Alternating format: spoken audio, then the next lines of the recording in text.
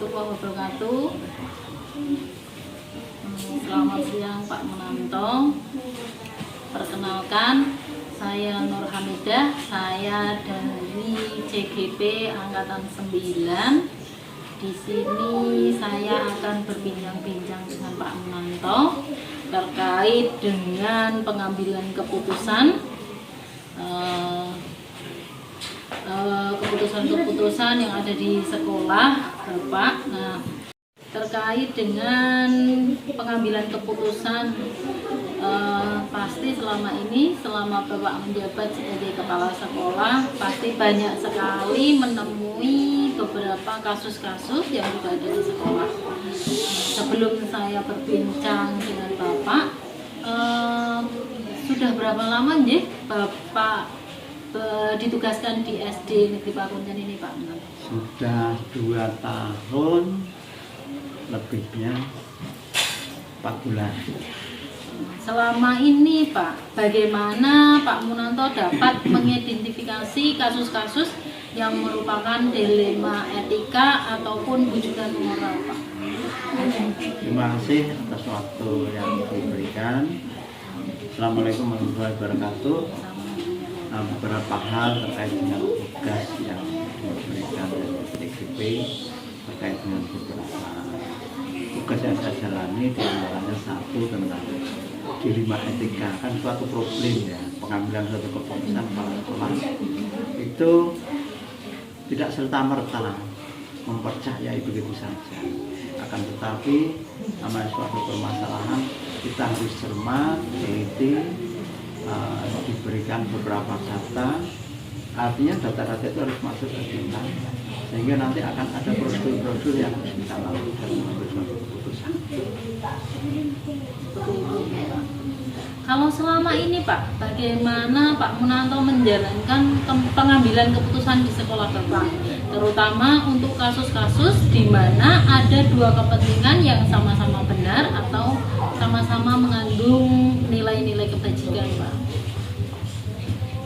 Keputusan yang saya ambil dari suatu problem yang katakanlah ada keseimbangan di antara keduanya, itu seorang kepala sekolah dalam mengambil suatu kebijakan memperhatikan berbagai hal. Salah satu yang paling poin dilakukan adalah tidak merugikan di antara kedua person, katakanlah, sehingga dasar utamanya adalah bermanfaat untuk keduanya, sama-sama untung, sama-sama merasakan. Bahkan problem itu tidak terjadi di antara keduanya, karena ada keuntungan, tidak berpihak pada salah satu personel. Itu dasar utamanya.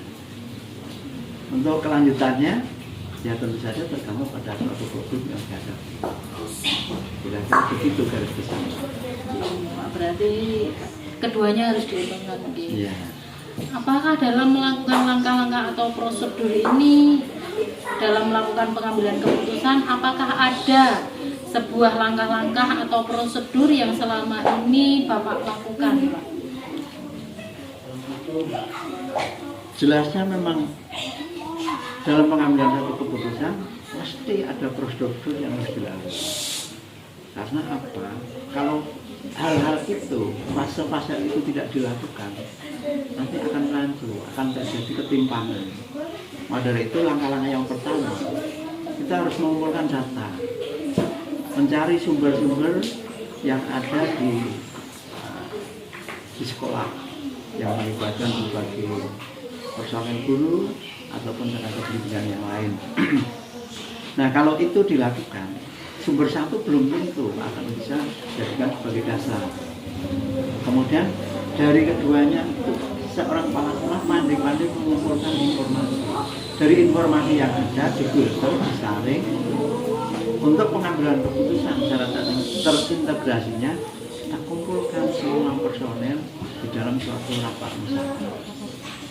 Akan ketemu titik dan endingnya pasti akan clear dari suatu permasalahan. Kira-kira begitu. Berarti kita harus menggali dari berbagai sumber. Ya.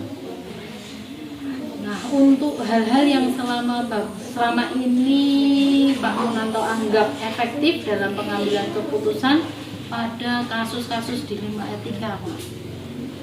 Kasus dilema etika yang ada di sekolah. Kasus dilema etika yang maksudnya pertanyaannya? Hal apa saja yang selama ini yang Bapak anggap paling efektif dalam mengambil keputusan pada kasus-kasus dilema etika yang ada di sekolah? Etika adalah suatu aturan secara tersirat. Pengambilan keputusan dari sebuah instansi, bukan sebuah undang-undang ataupun aturan. Kita tidak akan pernah lari dari suatu fakta. Semua aturan itu sebetulnya harus tegak dan berjalan dengan lancar. Nah, dasar itulah peraturan dan itu yang dipakai orang kepala sekolah, sehingga tidak bingung dan tidak menjadikan suatu beban bagi personel yang mengalami suatu konflik. Itu kiranya Bu.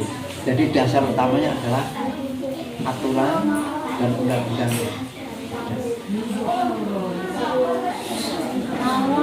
Hal-hal apa saja yang merupakan tantangan bagi Pak Munanto dalam mengambil keputusan pada kasus-kasus dilema etika yang selama ini terjadi di sekolah, Pak? Caranya adalah dalam mengambil suatu keputusan yang terbaik. Sama ini Pak, hal-hal apa saja yang merupakan tantangan dalam pengambilan keputusan pada kasus-kasus dilema etika yang selama ini ada di sekolah Bapak? Pengalaman saya selama berada di SD Pegunungan, yang paling dilema dan justru itu berkesan adalah adanya dua personel yang mengalami suatu permasalahan. Ini betul-betul sangat sulit sebetulnya untuk diambil keputusan terbaik. Karena apa? Keduanya sama-sama merasa benar. Terus kalau saya berpihak pada salah satu, apalagi itu biasanya kaum ibu-ibu, wah pasti baik banget. Maka keputusannya kita harus hati-hati, tidak berpihak pada satu pihak, tetapi menyeimbangkan agar tidak terjadi suatu problem yang besar. Dan itu yang paling berkesan dan bermakna. Kalau itu sekali seorang kepala sekolah salah dalam mengambil suatu keputusan, pasti terjadi perdebatan yang sulit di antara keduanya. Tidak malah mereda, tapi akan semakin keras. Itu pengalaman yang paling mengesankan. Nah, apakah Bapak memiliki sebuah tata cara atau jadwal tertentu dalam sebuah penyelesaian kasus dilema etika? Apakah Bapak langsung menyelesaikannya di tempat atau Bapak memiliki sebuah jadwal untuk menyelesaikannya? Nah, untuk bentuk atau prosedur seperti apa yang Bapak jalankan untuk pengambilan keputusan tersebut? Namanya suatu problem tidak bisa dengan serta-merta ditemukan waktu, tergantung dari suatu masalah itu.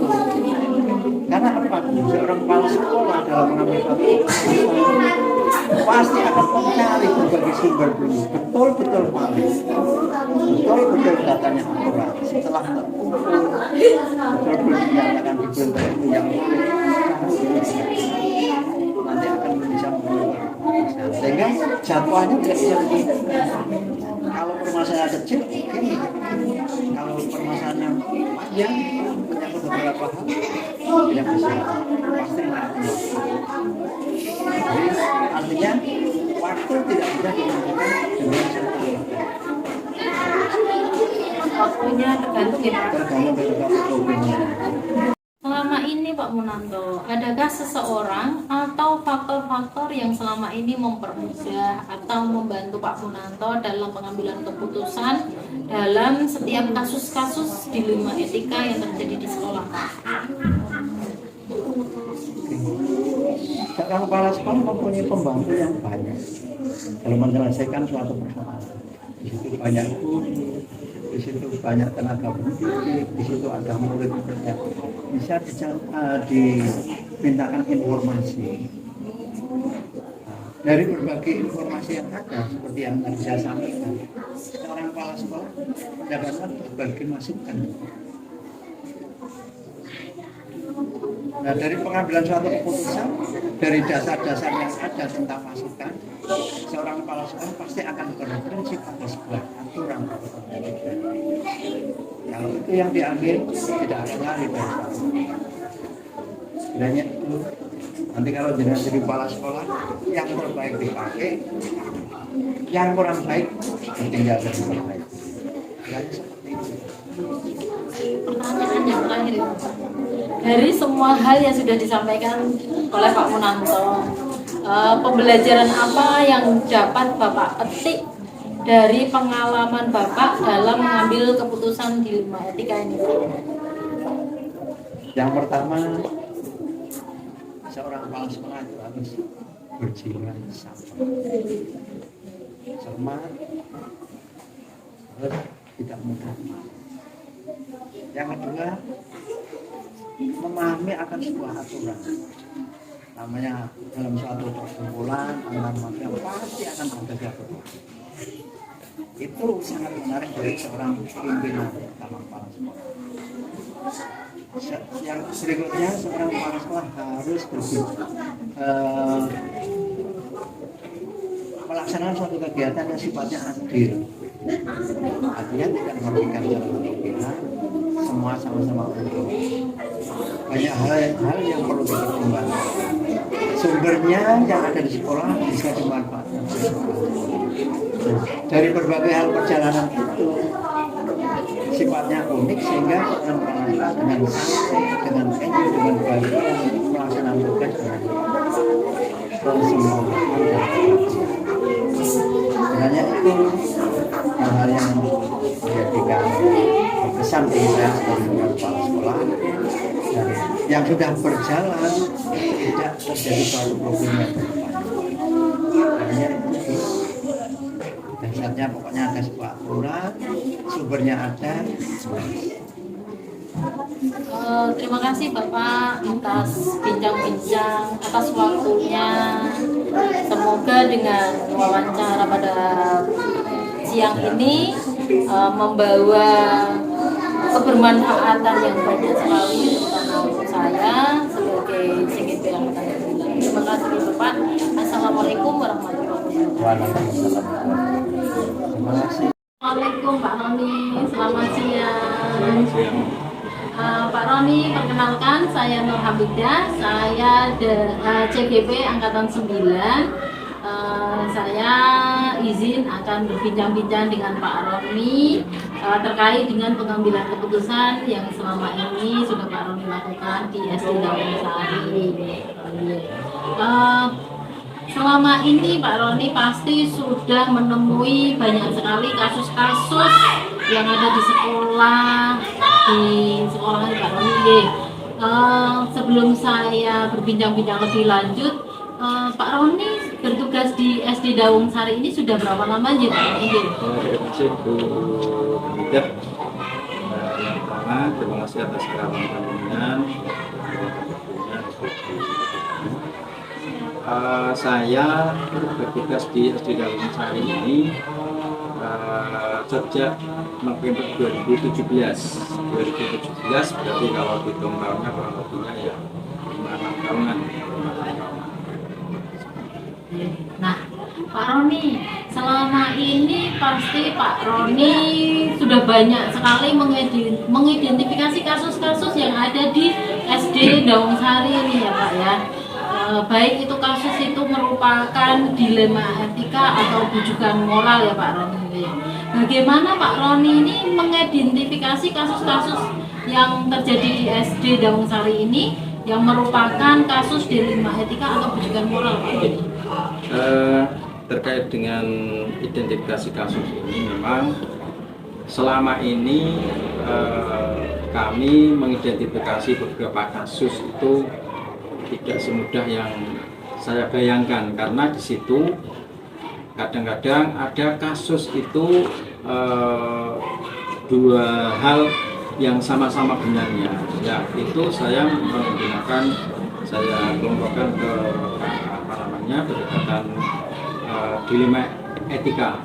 Tapi kalau ada dua kasus yang satu benar, yang satunya adalah salah, itu saya kelompokkan di rujukan moral, karena agar nanti dalam penyelesaian masalahnya bisa komprehensif, semuanya bisa diterima oleh semua.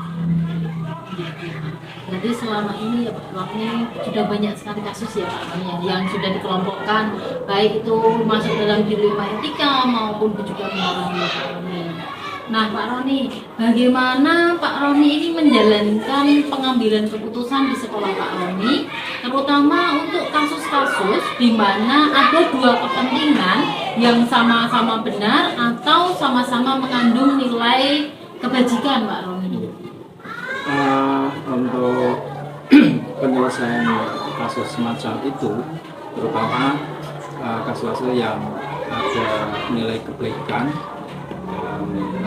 kebajikan itu, yang pertama saya mengacu pada nilai-nilai luhur kebajikan, karena itu adalah sebagai acuan untuk diteladani oleh semua warga sekolah. Nah, oleh karena itu dalam hal ini semuanya harus diidentifikasi, kemudian dari semua pihak yang berkepentingan. Di situ nantinya kita dudukkan bersama, sehingga dalam hal ini walaupun nanti dalam pengambilan keputusan itu tidak, mungkin ada beberapa hal yang tidak merasa puas, tetapi kepala sekolah harus berani mengambil keputusan itu. Yang intinya adalah nantinya itu keputusan itu sebaiknya bisa memberikan semangat kepada semua bapak ibu guru yang ada di sini dan semua siswa serta semua warga sekolah yang ada di sini. Nah Pak Roni, dalam mengambil keputusan ini, apakah Pak Roni melakukan langkah-langkah atau prosedur apabila melakukan, seperti apa yang biasa Pak Roni lakukan selama ini Pak? Kalau langkah-langkah ini saya belum pernah membuat jadwal secara khusus. Cuman saya kondisional dan situasional. Bila mana kasus itu muncul, maka saya baru mengambil langkah-langkah di mana untuk penyelesaian itu perlu adanya pengumpulan fakta berupa data kejadian, supaya nanti apa yang saya lakukan, tindakan keputusan itu bisa diterima oleh semua pihak. Pak Roni, hal-hal apa saja yang selama ini Pak Roni anggap efektif dalam mengambil keputusan pada kasus-kasus dilema etika yang selama ini terjadi di SD Gawang Sari ini Pak Roni? Dalam pengambilan keputusan itu memang perlu ada alternatif supaya ada langkah-langkah efektif untuk penyelesaiannya. Adapun langkah-langkah efektif itu diantaranya yang pertama adalah mengidentifikasi keputusan secara yang perlu diambil, kemudian mengumpulkan beberapa informasi yang terkait dengan kasus itu, kemudian yang ketiga adalah mencari solusi alternatif sebelum mengambil keputusan. Kemudian yang berikutnya adalah mempertimbangkan kembali bukti yang sudah diterima. Yang terakhir adalah mengambil tindakan untuk menentukan sebuah keputusan. Ternyata berat ya Pak Roni sebagai pengambil keputusan ya. Pak Roni, hal apa saja yang selama ini menjadi tantangan dalam mengambil keputusan pada kasus-kasus dilema etika yang terjadi di SD Gawang Sari? Mensewu Bu Kamidah, untuk pengambilan keputusan ini kadang-kadang betul-betul dihadapkan satu pilihan yang tidak mudah untuk diputuskan, karena di situ ada nilai keadilan dan di situ juga ada nilai rasa kasihan dan sebagainya. Karena beratnya itu kalau aturan itu diterapkan Nah, kadang-kadang dari pihak yang bersangkutan itu secara hati nurani kadang-kadang kami berat untuk melakukan, tetapi kita mengadakan pendekatan secara hati sehingga apapun yang saya ambil keputusannya itu agar dengan legowo dan ikhlas yang bersangkutan untuk bisa menerima. Peraturan melawan rasa kasihan Iya, ini betul. Pak Roni. Nah, Pak Roni, apakah Pak Roni memiliki sebuah tata kala atau jadwal tertentu dalam menyelesaikan sebuah kasus dilema etika yang ada di SD Daun Sari ini, Pak Roni? Apakah Pak Roni langsung menyelesaikannya di tempat atau Pak Roni memiliki jadwal khusus untuk menyelesaikan sebuah permasalahan, baik bentuk ataupun prosedur apa yang Pak Roni jalankan selama ini? Terima kasih. Terkait dengan perencanaan jadwal untuk penyelesaian masalah ini memang secara khusus tidak membuat jadwal, karena saya mengambil keputusan ini adalah agar nanti penyelesaian itu bisa efektif dan sesuai dengan kasus yang muncul, sehingga prosedur yang saya jalankan selama dalam penyelesaian itu adalah kasus dilema etika adalah melalui proses mengenal dan melakukan pendekatan pada anak dan orang tua agar dapat bekerja sama dalam proses belajar mengajar. Jadi sekali lagi kami tidak secara khusus membuat jadwal, hanya kondisional kalau khusus itu muncul baru saya mengambil langkah-langkah untuk menyelesaikan. Nah, Pak Roni, apakah selama ini adakah seseorang atau faktor-faktor apa yang selama ini mempermudah atau membantu Pak Roni dalam mengambil keputusan dari kasus-kasus dilema etika yang selama ini dihadapi oleh Pak Roni? Oke. Karena ini adalah merupakan kelembagaan dan institusi, bahwasanya kelembagaan itu tidak hanya dirangkul oleh satu pihak atau dirangkul hanya kepala sekolah, tetapi di situ kami dalam menyelesaikan semua masalah itu selalu saya komunikasi dengan pihak-pihak terkait, termasuk bapak ibu guru, kemudian orang tua, kemudian komite sekolah, bahkan mungkin dalam hal ini pemerintah desa juga kadang-kadang saling libatkan, karena kalau tidak saling libatkan karena ada keputusan kelembagaan itu nanti saya khawatir ada pihak-pihak yang dikecewakan. Banyak yang terlibat nih Pak. Nah, dari semua hal yang telah disampaikan ini Pak Roni, pembelajaran apa yang dapat Pak Roni petik dari pengalamannya Pak Roni dalam mengambil keputusan di mana keputusan itu terdapat pada kasus dilema etika Pak Roni? Yang jelas bahwasanya penyelesaian kasus-kasus semacam ini ada beberapa hal yang bisa kita simpulkan dan kita ambil hikmah manfaatnya, bahwasanya sekolah atau pendidikan itu tidak hanya mencerdaskan warga sekolah, akan tetapi di situ mengedepankan juga adalah kecerdasan sosial emosional dan serta spiritual yang secara menyeluruh, sehingga bisa semua warga sekolah itu tidak hanya cerdas tetapi juga akhlaknya juga bisa tersentuh di situ. Nah, kita mengedepankan akhlak juga ya Pak dalam setiap pengambilan keputusan. Pak Roni, terima kasih atas waktunya, atas bincang-bincangnya. Semoga dari bincang-bincang ini dapat banyak sekali pembelajaran untuk saya ke depannya, bagaimana cara mengambil keputusan yang baik, bagaimana caranya menangani kasus dilema etika yang terjadi di sekolah, Semoga menginspirasi saya khususnya dan menginspirasi banyak orang tentunya Pak Roni. Terima kasih atas waktunya ya Pak Roni. Assalamualaikum Pak Roni. Waalaikumsalam warahmatullahi wabarakatuh. Jadi, terima kasih Bu Monika.